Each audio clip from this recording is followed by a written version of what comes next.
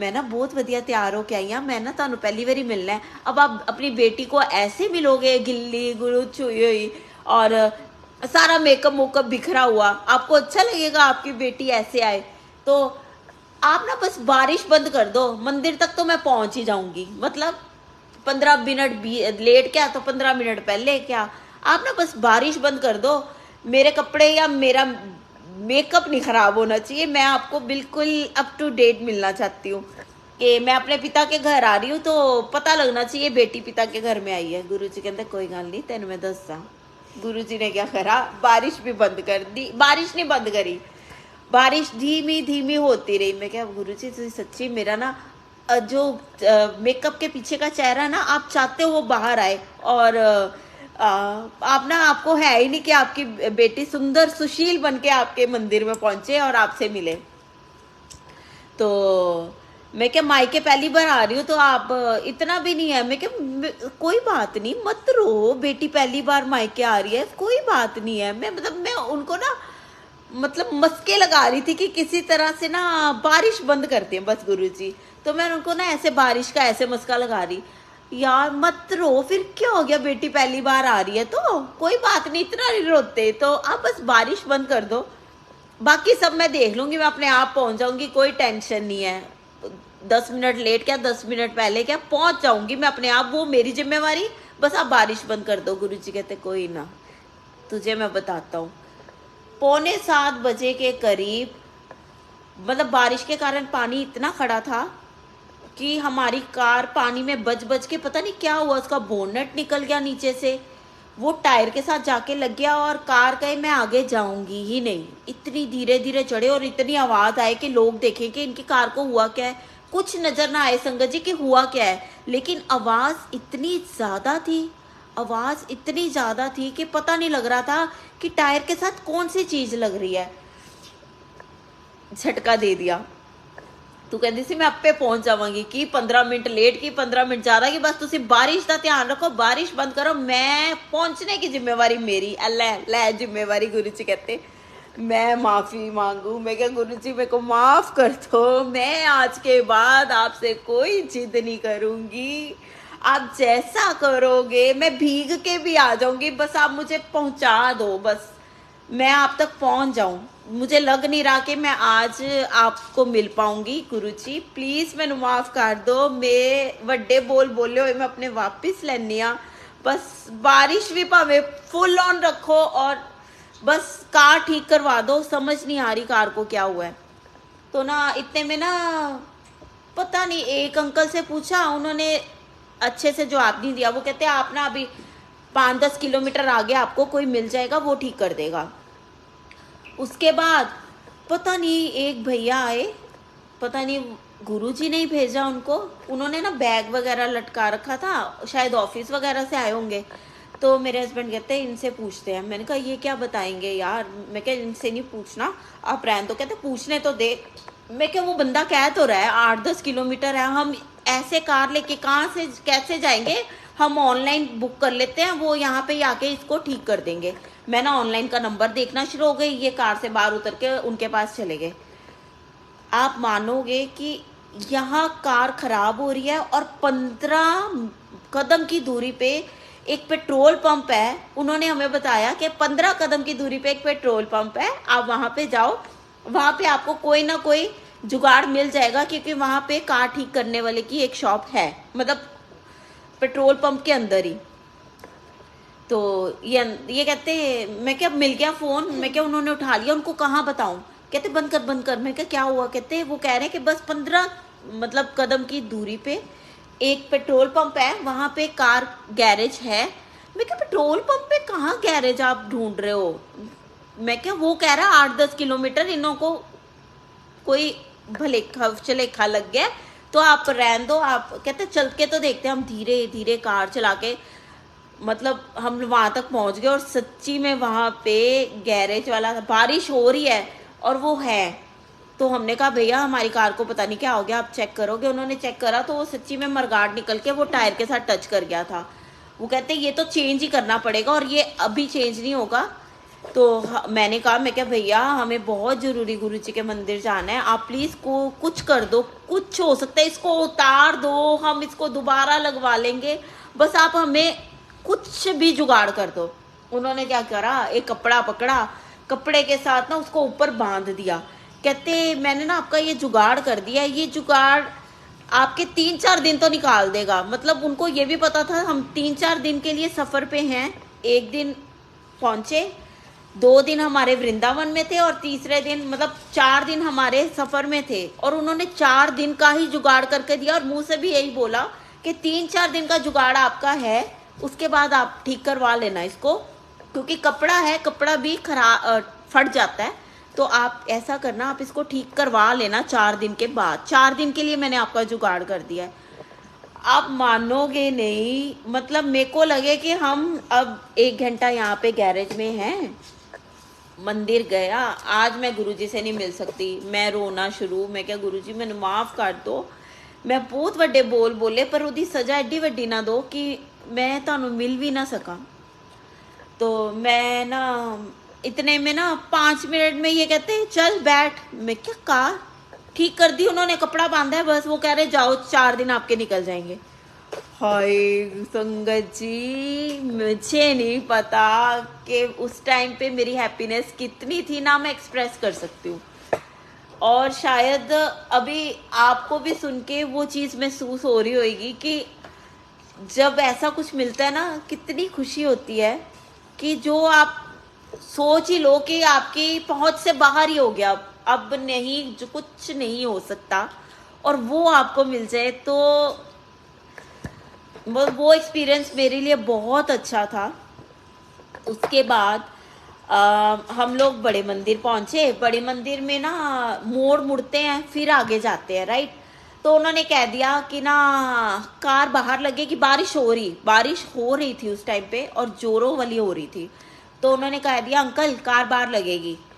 तो हमने कहा मुझे पता ही नहीं था, हम पहली बार बड़े मंदिर गए थे, मुझे नहीं पता था कितना चल के जाना होगा। तो बच्चे छोटे थे, मेरी 2 बेटियां थी। तो मैंने बोला कि आप ना अंकल बच्चे बहुत छोटे हैं, बारिश में भीगेंगे, बीमार हो जाएंगे, प्लीज़ रिक्वेस्ट है हमें आप अंदर जाने दो। वो कहते प्लीज़ आंटी हम आपके आगे रिक्वेस्ट करते हैं हाथ जोड़कर, आप प्लीज़ कार साइड पे लगा लो, ऐसे ही बोला उन्होंने। तो ना मैं इनको बोल रही, मैं क्या अब हम क्या करेंगे, मुझे तो ये भी नहीं पता अंदर कितना जाना, और बारिश में बच्चे भीग गए तो बच्चे बीमार हो जाएंगे। उस टाइम मौसम तो वैसा ही था ना, मिक्स वाला। मैंने अंकल को बोला, मैं क्या अंकल प्लीज़ रिक्वेस्ट है, हम बहुत दूर से आए हैं, हम पंजाब से होते हुए यहाँ तक पहुँचे हैं, मैं क्या बच्चे बहुत छोटे हैं। तो ना इतना भी मैं कह ही रही थी तो वो कहते कहाँ से आए हो आंटी। मैंने कहा हम ना फिरोजपुर पंजाब से आए हैं। जाओ आंटी। मैं क्या हाँ जी। कहते जाओ आंटी। मैं क्या हम ले जाएं कार अंदर। कहते हाँ जी जाओ। मैं क्या शुक्राना, अनंतम शुक्राना गुरुजी, अनंतम शुक्राना कि मुझे हो रहा था कि बच्चे भीगे नहीं, और गुरुजी ने कहा कि नहीं भिजन नहीं देंदा, पहली बारी नानके आए हैं तो एवं थोड़ी भीग जाएंगे बच्चे। तो गुरुजी ने सीधा कार नानके घर दे दरवाजे से बाहर जाके लगवाई बच्चों दी। बच्चे उतरे, हम लोग उतरे, और हमने मतलब थोड़ा ही भीगना पड़ रहा था, कुछ ज़्यादा नहीं। उन्होंने सीधा ही गेट से अंदर करा। जब मैं अंदर गई, अंदर जाके गणपति बप्पा देखे, उसके बाद मुझे नहीं पता कि मैं कहाँ से अंदर गई और कहाँ से बाहर आई, प्रसाद, चाय प्रसाद और लंगर प्रसाद लेके। बेसुध, कुछ नहीं देखा, कुछ नहीं किया, सिर्फ एक गुरुजी के चोले वाले कमरे में गुरुजी का एक स्वरूप वहाँ पे लगा हुआ है जिसके ऊपर वर्क हुआ है गोल्ड। मैंने वो देखा है, बस उसका मेरे माइंड में ध्यान था, उसके अलावा सब ब्लैंक। मैं बाहर आ गई तो मैं क्या टेक लिया, मिला है गुरुजी से। मैं क्या सच्ची में हम अंदर भी हुआ है और बाहर भी आ गए। तो मैंने कहा नहीं, हम ना मेरे मन में ना कुछ कुछ होता रहा कि मैंने दर्शन अच्छे से नहीं करे। अब आई पता नहीं अब मैं कब आऊँगी। मैं ना कार के पास, हम लोग पार्किंग की तरफ चल पड़े। मैंने इनको बोला, मैं क्या सुनो, आप जब तक कार निकालते हो रश तो है नहीं, मैं 2 मिनट में फिर से हुआ, बस 2 मिनट में भाग के जाऊँगी और भाग के आ जाऊँगी, प्लीज़ मेरे को जा लेने दो। ये कहते अभी तो मत्था टेका, कुछ नहीं होता, रहने दे। मैं कहा नहीं प्लीज़ रिक्वेस्ट है, प्लीज़ मुझे एक बार और जाने दो। तो कहते जा, बच्चे कहते मम्मा हम भी जाएंगे, हमने भी नहीं अच्छे से मत्था टेका। उसके बाद जाके मैंने एक एक जगह रुक के आराम से गुरु जी के दर्शन करे। क्या समाधि वाला रूम था, क्या गणपति थे, क्या शिव भोले बाबा थे, सबके दर्शन करे और हर चीज को महसूस करा। जो भी वहां पे जो एक एक एक जगह को मैंने महसूस करा उस वक्त पे कि मुझे पता है कि मैं दोबारा कब आऊंगी मैं नहीं जानती। और अगर गुरुजी ने मुझे दूसरी बार एक ही दिन में अगर ये ब्लेसिंग दी है तो मैं उसका पूरा भरपूर फायदा उठाऊं। तो मैंने वहाँ पे माथा टेका और अच्छे से हम लंगर प्रसाद से फिर बाहर आ गए, लेकिन मैंने चाय प्रसाद फिर से लिया। मैंने कहा मेरा ना मन, पहले मैंने कहा मेरे को ना एसिड बन रहा है तो मैं चाय प्रसाद नहीं लूंगी, लेकिन मैंने फिर भी लिया, नहीं चाय प्रसाद मैंने लेना है, पता मेरा एसिड ठीक हो जाएगा। वो चाय प्रसाद पिया हुआ दोबारा मैंने लिया। गुरु जी कहते से तू एक नहीं पींदी भी ना, अल्लाह दो दा मन करेगा तेरा, तू दूसरी वाली आके पिएंगी। और मैंने सीरियसली दूसरी बार चाय प्रसाद लिया और दूसरी बार उस चाय प्रसाद को वहीं पे गुरु जी के आगे फिनिश करा। मैं क्या गुरु जी थैंक यू, कहाँ पे मैं एक बार नहीं पी रही थी कि मेरा एसिड बन रहा है, और फिर भी मैंने सोचा नहीं मैं पीऊंगी गुरु जी, पता नहीं मेरा कौन सा मायके आई हूँ, पता नहीं कौन सी प्रॉब्लम गुरु जी ठीक करेंगे। तो मैंने चाय प्रसाद दोबारा दूसरी बार लिया। उसके बाद ना हम पार्किंग में आ गए। तो मेरे बच्चे कहते मम्मा हमें ब्लेसिंग्स नहीं मिली कोई, सबको ब्लेसिंग्स मिलती हैं बड़े मंदिर आने पे, हमें नहीं मिली। मैं क्या पता नहीं बेटा मिलती तो है, कहते हैं पार्किंग में ब्लेसिंग्स मिलती हैं। तो मैं ना एक अंकल के पास से ही गुजर रही थी, वो सेवादार थे। तो मैंने ना गुरुजी को बोला कि मैंने ना बोला मैं क्या बेटा पता नहीं हो, चल हमारे लिए इतनी ब्लेसिंग्स कम है कि गुरुजी ने हमें दो बार अंदर आने दिया है ना, हम 2 बार गुरुजी के दर्शन करके आए, इससे बड़ी ब्लेसिंग मेरे लिए तो कुछ भी नहीं है, आपके मन में है तो कोई बात नहीं। इतने में ना एक अंकल का कॉल आ गया, वो ना बड़े मंदिर में सेवादार है और उन्हें मैंने रास्ते में कॉल करा था इसलिए कि मैं पूछूं अंकल बड़ा मंदिर आज खुला है, लेकिन उन्होंने रिसीव नहीं करा था। तो आप मानोगे संगत जी हम 2 बार माथा टेक आए, उसके बाद में पार्किंग में खड़े मेरे बच्चे कह रहे हैं मम्मा हमें ब्लेसिंग्स नहीं मिली। तो मैं उनको समझा रही कोई बात नहीं, 2 बार गुरुजी ने आपको अपने पास बुलाया, इससे बड़ी ब्लेसिंग कुछ नहीं हो सकती, चलो। इतना कहते हुए मैं कदम ऊपर उठा रही और वो अंकल का कॉल आ रहा है, बेटा आपने कॉल करा था। मैं क्या हाँ जी अंकल, वो ना मैंने बड़े मंदिर का पूछना था आज खुला है कि नहीं। कहते हाँ बेटा खुला है। मैं क्या हाँ जी मैं बड़े मंदिर के बाहर ही खड़ी हूँ, मैंने माथा टेक लिया। कहते आपने लंगर प्रसाद कर लिया। मैं क्या हाँ जी अंकल कर लिया। कहते कहाँ पे हो बेटा आप। मैं क्या अंकल मैं यहाँ पे हूँ। कहते आप ऐसा करो आप गेट के बाहर ही ब्लेसिंग्स वाला बूथ लगा है, आप वहाँ पे आ जाओ। मैं ढूंढती रही, पहले ना मैं बिल्कुल मेन गेट के बाहर एक बूथ बना हुआ है, मैं वहाँ पे चली गई। मैं क्या अंकल यहाँ ब्लेसिंग्स। कहते नहीं वो यहाँ पे नहीं, वो पीछे पार्किंग में ही वहाँ पे एक बूथ सा बना हुआ है, वहाँ पे मिलेंगे आप आंटी, वहाँ चले जाओ। हम वहाँ गए, वहाँ जाते जाते एक अंकल खड़े थे, आपको कौन सी ब्लेसिंग चाहिए आंटी, आपके पास क्या ब्लेसिंग नहीं है। मैं क्या अंकल आप जो मर्जी ब्लेसिंग दे दो, गुरुजी की कृपा से भंडारे भरे पड़े हैं, लेकिन बच्चों के मन में एक है कि अगर हम बड़े मंदिर आए हैं तो एक यादगार के तौर पे हमारे पास कुछ हो तो आप कुछ नहीं। कहते आंटी आप मांगोगे तो आपको मिलेगा, आप बताओ आपको क्या चाहिए। इतने में वो अंकल आ गए जिनसे मेरी फोन पे बात हुई थी। कहते आजा बेटा अंदर आ जाओ। वो ना हम अंदर गए, कहते की चाहिए तेनू की ब्लेसिंग तेरे को नहीं गई। तो ना इतने में ना मैंने ना अपनी दीदी से उनकी बात कराई, पिंकी आंटी की।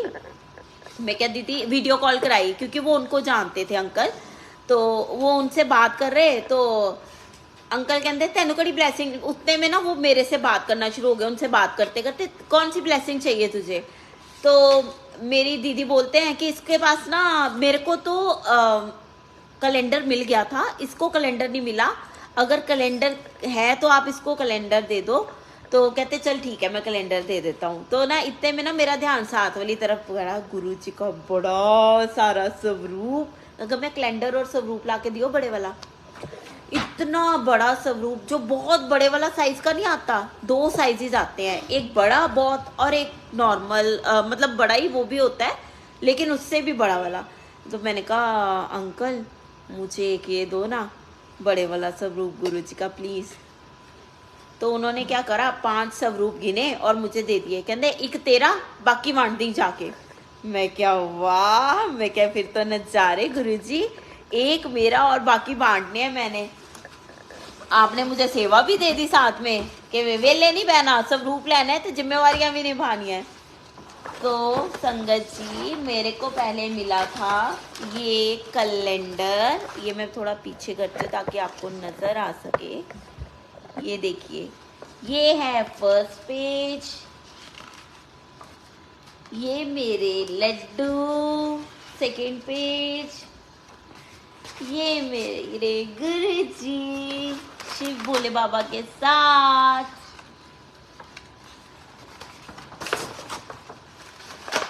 वाइट में गुरुजी ऑलवेज रॉक, ये बड़े मंदिर, ये बड़े मंदिर की नहीं है, ये डुगरी का है मंदिर जहाँ मंत्र जाप लगता है, आई थिंक ये वो है। ये मेरे स्माइलिंग बाबा, मेरी लाफिंग बुद्धा, और ये मेरा फेवरेट वन, ये मुझे इतना ज़्यादा पसंद है, इतना ज़्यादा, मैं एक्सप्रेस भी नहीं कर सकती इसको देख के कि, क्योंकि उस टाइम मैं मंदिर में सोच रही थी गुरुजी शिवलिंग वाला कुछ नहीं है मेरे पास जिसमें शिवलिंग हो और आपके शिवलिंग में ऐसे लाइट से आ रही है, मैं कहाँ से बनवाऊँ वो। और जब मैंने कैलेंडर खोला नज़ारे थे। और ये है गुरुजी का हर चीज, हाँ ये जन्म स्थान डुगरी वाला ही वो था। तो ये मुझे ब्लेस हुआ था और बड़ा स्वरूप मुझे ब्लेस हुए थे, बड़े स्वरूप अभी भी मेरे पास हैं। ये वाला स्वरूप मुझे ब्लेस हुआ था बड़े मंदिर से, ये बहुत बड़ा है संगत जी, बहुत ज्यादा बड़ा। ये अभी मैंने फ्रेम नहीं कराया क्योंकि मेरा मन बहुत हो रहा था कि मैंने जो गुरुजी के मंदिर में जो ये स्वरूप नहीं था, वो दूसरा स्वरूप था, पर लेकिन गुरुजी के ना यहाँ पे चोले पे यहाँ लेस वगैरह लगी हुई है, तो मेरा मन बहुत है कि मैं इसको अपने हाथों से डेकोरेट करके फिर इसको फ्रेम करवाऊँ। तो मैं जब इसको अपने हाथों से डेकोरेट करके फ्रेम करवाऊँगी तो मैं आपको ज़रूर दिखाऊँगी कि मेरे गुरुजी कैसे लग रहे हैं, स्मार्टी स्मार्टी। जय गुरुजी, शुक्राना गुरुजी। अब बहुत मज़ा आया था बड़े मंदिर से आके, इतनी ब्लेसिंग्स मिली और गुरुजी ने कुछ जिम्मेवारियां भी दी, बहुत अच्छा लगा। जय गुरुजी, शुक्राना गुरुजी।